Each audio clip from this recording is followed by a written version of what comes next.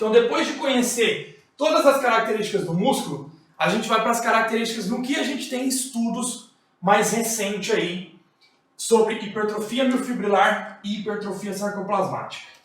Bom, como eu disse, não é muito mensurável na literatura, palpável sobre isso. Normalmente, a hipertrofia sarcoplasmática acontece quando a gente tem uma expansão do sarcoplasma e ela é caracterizada quando a gente diminui a abundância por metro quadrado, não, por espaço dentro da fibra muscular da actina e miosina. Por exemplo, se a gente expande o sarcoplasma muito rapidamente, a densidade, vai haver uma diminuição da densidade de miofibrilas. Por quê? Vai expandir o sarcoplasma e a gente vai ter as miofibrilas lá no meio. E elas não vão hipertrofiar a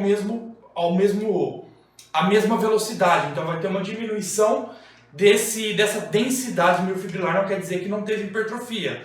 Quer dizer que houve uma expansão mais rapidamente desse sarcoplasma. Isso é caracterizado na literatura como hipertrofia sarcoplasmática.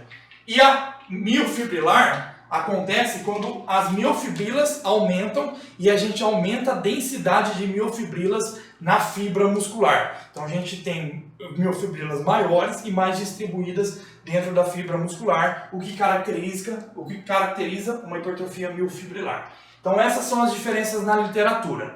Como a gente chega nas duas hipertrofias? Treinando. Se você treinar com alta carga ou baixa carga, você vai ter as duas hipertrofias, como eu disse. Mas existem algumas características diferentes. Vamos lá. Na hipertrofia miofibrilar, quando a gente treina com altas cargas, que é mais tensional, normalmente 80%, 85% de um RM, como eu falei nas variáveis do treinamento, a porcentagem de RM é a intensidade. Então, quando a gente treina com 80% para mais, 80%, 85%, 90% de um RM, a gente tem um trabalho tensional maior, não quer dizer que não vai ter estresse metabólico. Vai ter estresse metabólico e pode ter dano muscular, mas não tão grande como teria num treino de mais repetições, tá? Então a gente tem um trabalho tensional maior, consequentemente a gente tem uma ativação maior dos sarcômeros para contração muscular, porque a gente precisa levantar grandes cargas, e isso vai gerar um aumento da força espontânea, um aumento da força linear, então essa força vai subir muito rapidamente no treinamento tensional, desde que treine direito.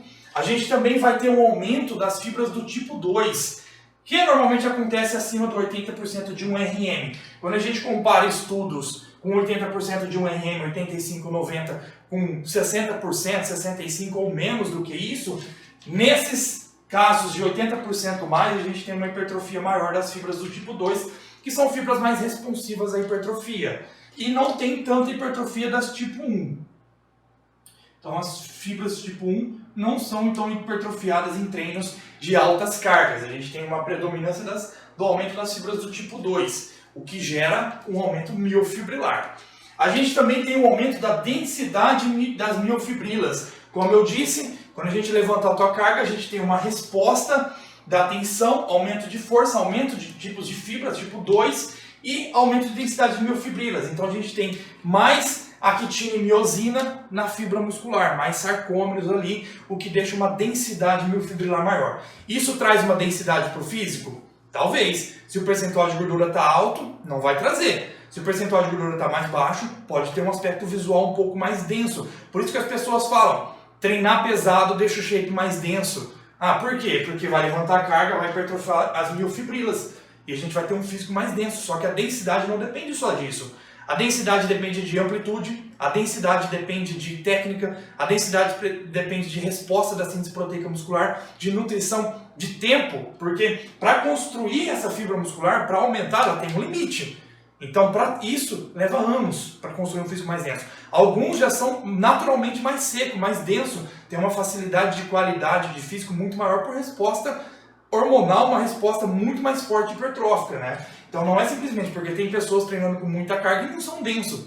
Como a gente vai explicar isso? São respostas particulares. Então não é só treinar pesado para ficar denso, a gente precisa treinar certo, ter a nutrição e ter tempo para ter essas hipertrofia muscular.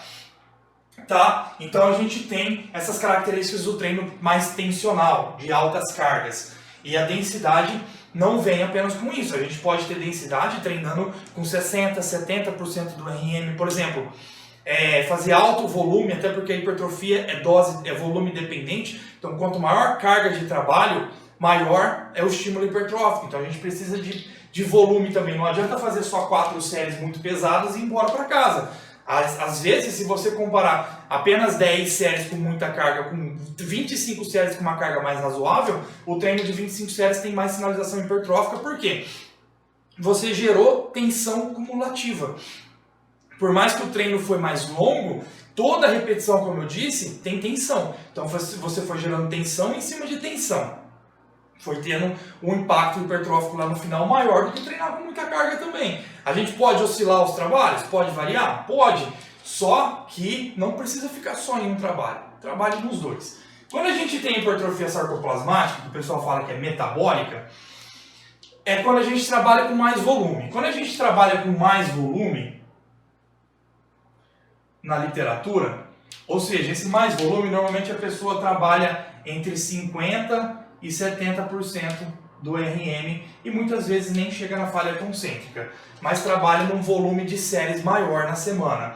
Isso gera uma expansão do sarcoplasma e gera algumas adaptações no conteúdo de proteínas sarcoplasmáticas. Não quer dizer que você vai ficar grande, ou ficar pequeno. Simplesmente você vai ter favorecimento, como eu posso explicar? Você vai ter uma adaptação positiva dessas principais enzimas aqui na via ATP-CP, na glicólise e na mitocôndria. Você vai melhorar a via glicolítica e também um pouco oxidativa. Por quê? Se você faz 15, 20, 30 repetições de uma série, você precisa de um trabalho maior dessas enzimas para gerar uma adaptação e uma resposta metabólica e produzir energia. Então você vai ter uma regulação positiva dessas enzimas com treino de mais volume. Então você vai ter um aumento, uma reação positiva, você vai ter uma atividade maior da creatina quinase, da adenilato-cinase, você vai ter da beta-enolase, da frutose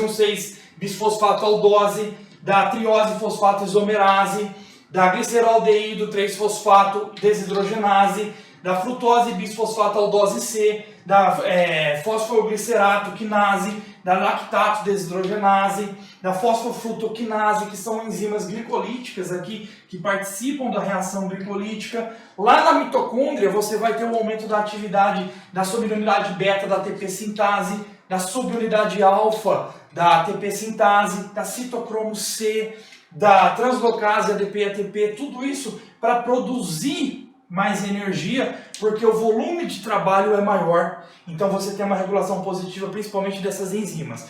Quando você faz um treino mais pesado, acima de 80% de 1RM, você tem regulação de outras enzimas, mas não são essas enzimas glicolíticas, são outra cadeia de enzimas, até porque a gente tem centenas de proteínas no músculo, centenas de enzimas que desencadeiam vários processos metabólicos. Isso vai gerar mais hipertrofia? Não, isso vai gerar um aumento de capacidade metabólica para produzir mais energia.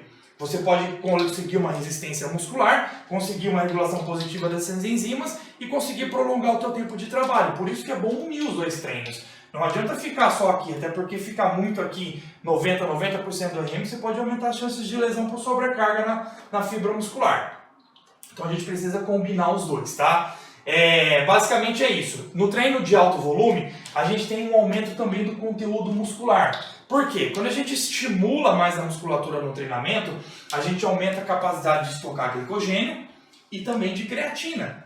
Então a gente consegue, também aumenta a mioglobina por maior estímulo das fibras do tipo 1, também aumenta a hipertrofia das fibras de tipo 1 também, mas também das tipo 2. Então vocês podem ver que no treino sarcoplasmático a gente também tem hipertrofia miofibrilar, porque as fibras contráteis estão se contraindo e estão gerando aumento dessas proteínas contráteis, só que em menor grau do que no tensional. A gente tem uma expansão sarcoplasmática aqui maior e do que aqui, só que aqui também tem hipertrofia miofibrilar e aqui também tem expansão do sarcoplasma, porque são adaptações que andam juntas, né? A gente só predomina um pouquinho mais para lá, um pouquinho mais para cá. E aqui, a gente também pode ter um físico mais denso, treinando aqui com alto volume. Existe histórico de atletas que treinam em alto volume e tem um físico denso. Por quê? Porque treinam bem, treinam certo. Então, vamos compreender melhor isso. Não tem como você chegar e falar assim, eu vou fazer um treino metabólico, não vou fazer tensional, vou fazer só metabólico. Não existe. Qualquer ato de levantar peso é tensional. E qualquer ato de levantar peso que seja tensional tem resposta metabólica. Então não tem só um treino ou só outro. Não tem como, eu vou fazer 4 semanas de hipertrofia sarcoplasmática. Esquece. 4 semanas, para começar, 4 semanas não é nada. Segundo que você vai ter o trabalho tensional. Então vai andar os dois, você não vai separar isso nunca. Entendeu? O que a gente pode fazer num treinamento? Você pode muito bem num treinamento começar com 20 repetições, aí você aumenta a carga, descansa, vai para 15 repetições, depois 12, depois 10, depois 8, depois 6, depois 4. Ou seja, você começa lá nos 60% de um RM e termina lá nos 95% de RM no mesmo treino, no mesmo exercício. Fazer aqui, 3, 6, 7 séries de um exercício em progressão de carga, começando lá num estímulo mais prolongado de repetições e terminando num estímulo mais tensional, um estímulo de alta carga. Então você misturou isso aqui.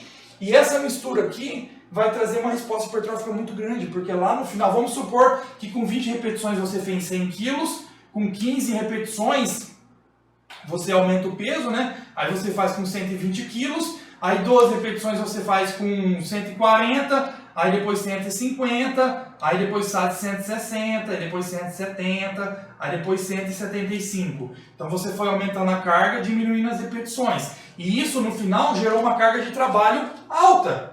Se gerou uma carga de trabalho alta, o volume total do seu treino foi aumentado. Às vezes o cara vem aqui e só faz séries de 8, 6 repetições. Aí o cara faz 4 séries assim, 8, 6, 6, 6. E a carga de trabalho no final desse exercício foi menor. E aí, adiantou? A hipertrofia é volume dependente. Então você precisa gerar carga de trabalho total, overload, sobrecarga progressiva. Então você precisa aumentar esse trabalho lá no final do treino. Não precisa contabilizar a tonelagem de todo o treino, você pode contabilizar pelo exercício do dia. Por exemplo, vou fazer agachamento livre, vou lá fazer agachamento livre, e no agachamento livre essa semana eu vou fazer 4 séries de tantas repetições. Aí no final, vamos supor que você levantou 800 quilos no agachamento livre, somando repetição, série e carga. Como eu já expliquei também. Você foi lá, fez 4 séries de 10 repetições com 100 quilos. Aí vamos supor que deu 800 quilos aí imaginariamente. Aí você tem 800 quilos. Aí na próxima semana você sabe a tonelagem do seu agachamento. Aí vamos supor que você aumenta uma série na próxima semana e aí você já aumenta essa carga de trabalho total. Ou você aumenta a repetição, ou você aumenta a carga da série por mesmo número de repetições. Então é a tonelagem do exercício, a carga de trabalho total do exercício foi aumentada. Isso é o que importa.